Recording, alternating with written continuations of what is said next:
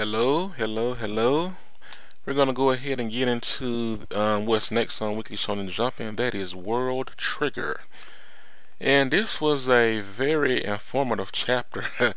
We got a lot of information and shocking information at that. Basically, we found out the reason why Yuma's there.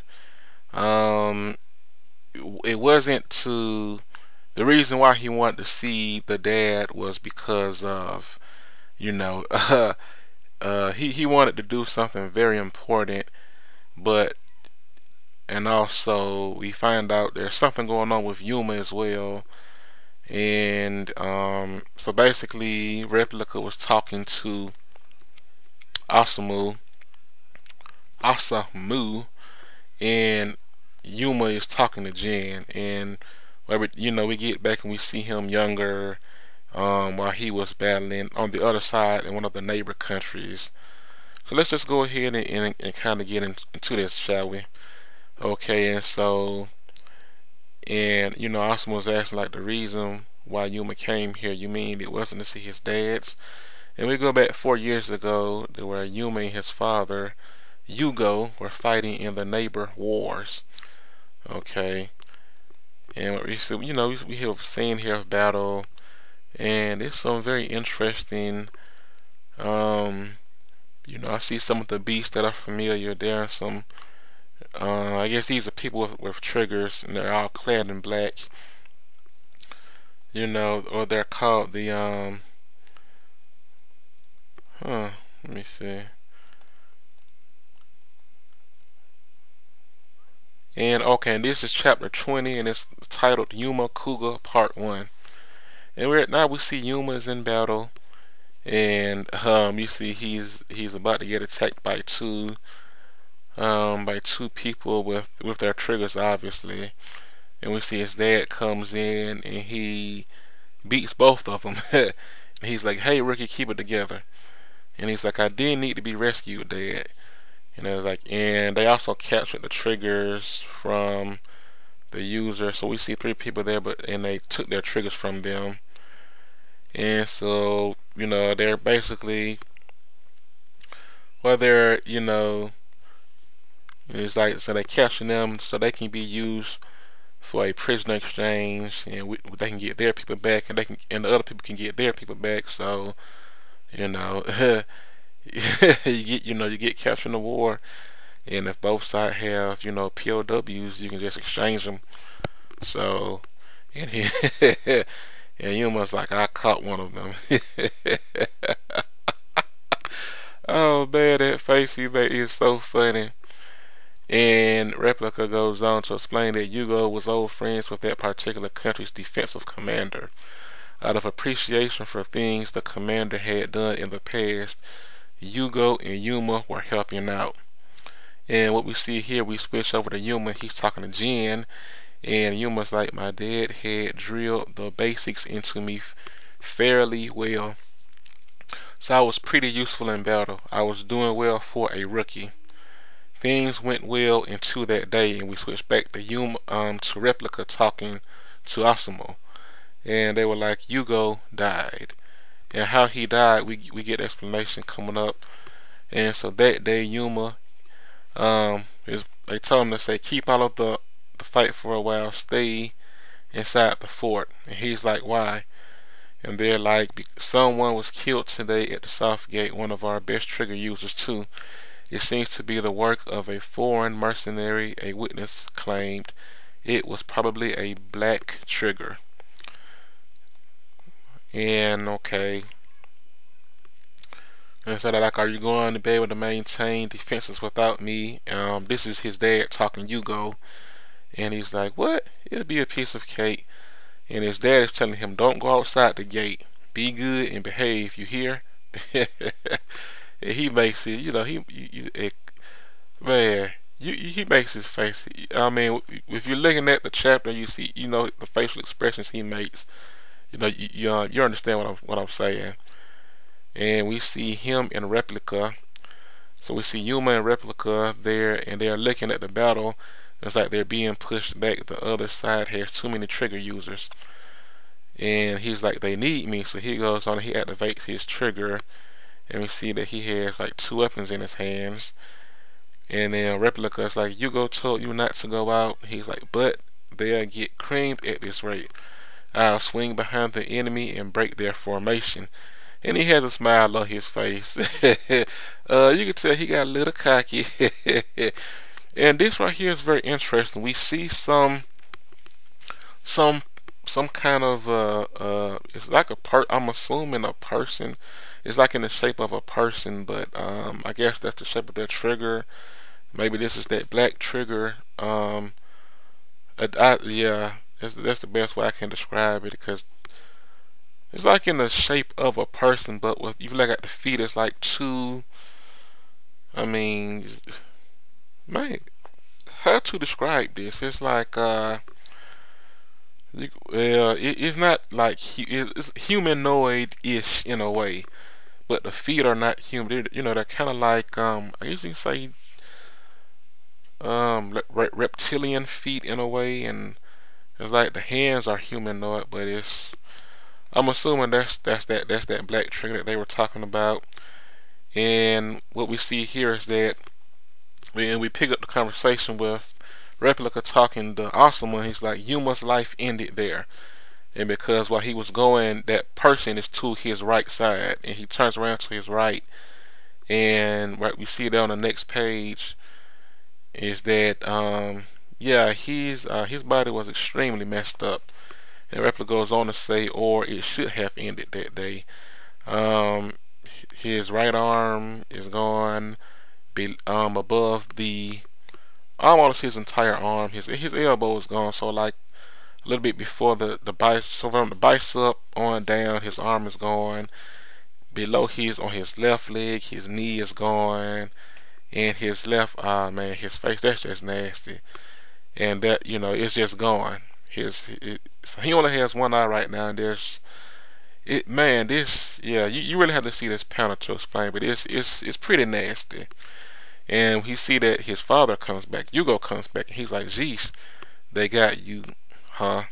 Hang on a second, I'll save you." And Replica goes on to explain that Yugo created a black trigger to save Yuma. He sealed his dying body inside the trigger and created a new Trion body to save Yuma's life. And what we see there is that Yuma woke up, and he's like, "Dad." And Replica goes on to explain that Yugo used every last bit of his power, crumbled into dust, and died. So when he brought his son back to life, and he's smiling, he has a smile on his face, and then after that, he died with a smile on his face. So his body literally turned the dust, his head came off, still had a smile on his face, and yeah, that's pretty sad. And Yuma's looking at it, and so we continue on the story there with Replicas going on to explain that he died to protect his son. And we see back where they're at, they're picking up the conversation. It's like, well, they're like, I hate to say it, but I wish Yugo had lived instead. But his son inherited a black trigger. Yes, we'll have to use it somehow.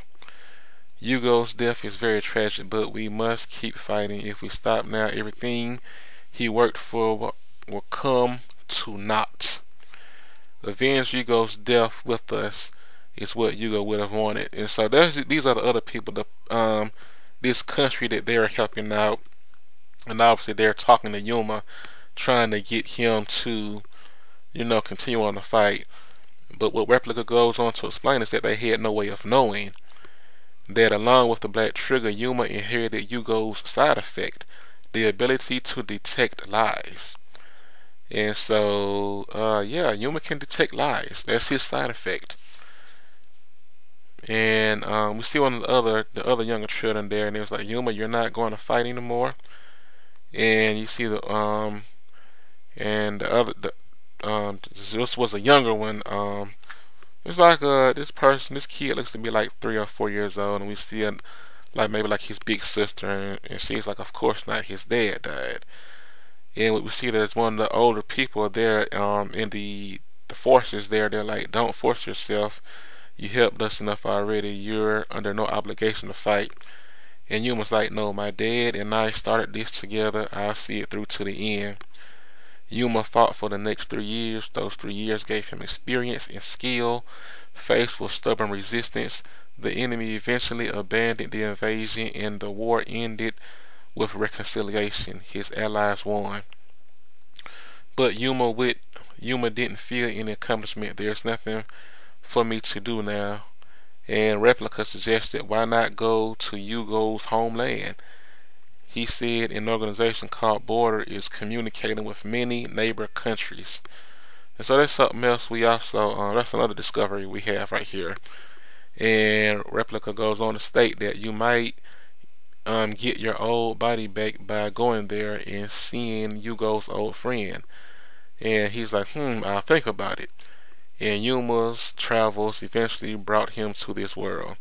And so Asuma goes on to state, like, then the real reason he's small for his age. And Replica goes on and says, a Tryon body doesn't grow.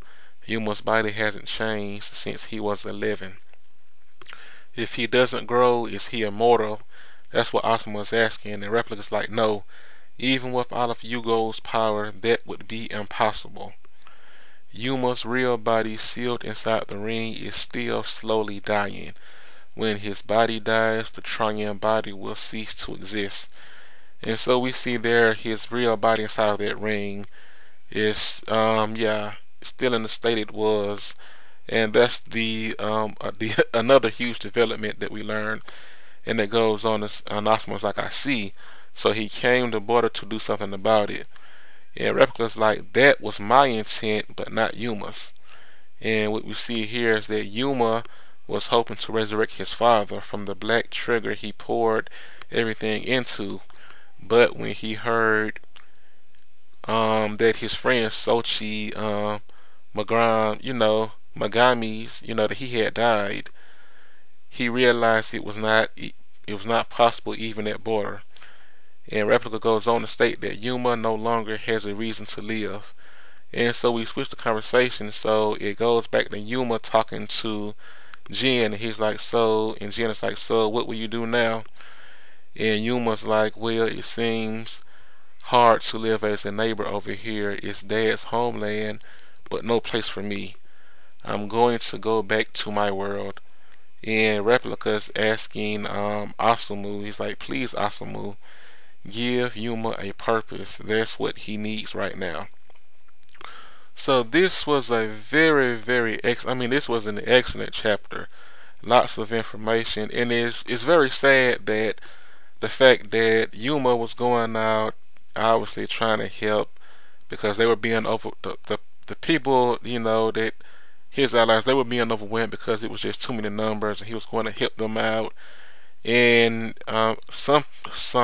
just some powerful that was somebody powerful, this being, or their trigger, it had to have been like a black trigger or something, literally just messed him up, and his dad came and saved his life. So poured everything he had into saving him, and with a smile on his face, and and Yugo died with a smile on his face.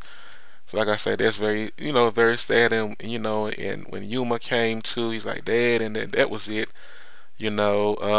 Basically he died shortly after that. I say like within seconds, maybe 10 seconds at at least, and he turned to dust. And so Yuma, and he's dying right now. His real body is dying right now inside the ring. It's just sealed inside. So man, this is very interesting, and it's really tragic. Because right now Yuma doesn't have, he has no reason. He has no reason to live. His main goal was to bring his father back. But now that his friend dead, now that he know that he's dead, that's not possible now. So this is going to be very. I can't wait for next week's chapter, and I'm definitely looking forward to seeing how this story continues to progress. I hope everybody is enjoying this series. Like I said, I like it very much. Spread the word, get other people into it if you can, and that's it for now. Take care.